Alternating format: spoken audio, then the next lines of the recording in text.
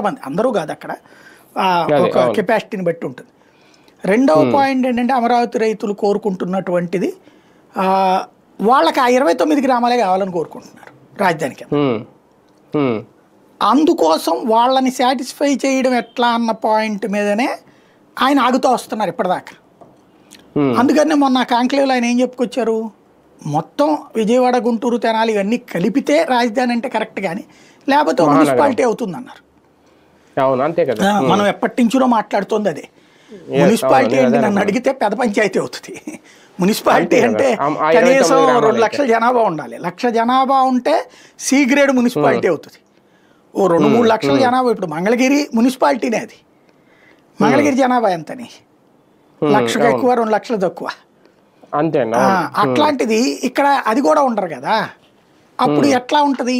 కాబట్టి మున్సిపాలిటీ కాదు నగర పంచాయతీ లెక్కన ఉంటుంది అది ఓ రకంగా చెప్పాలి. అందుకని ఖచ్చితంగా అది డెవలప్ అవ్వాలి అంటే అది మొత్తం కలపాల్సింది. అయితే బాబు గారు ఆ మాటతో సార్ ఈ 3 ప్రాంతాల ప్రజల ఆశలను మరింత పెంచేశారా?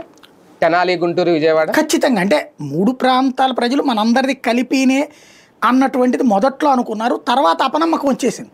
ఏంది మనల్ని కలపరా, 29 గ్రామాలేనా? ఇంకొకటి ఏమైపోయిందంటే ఈ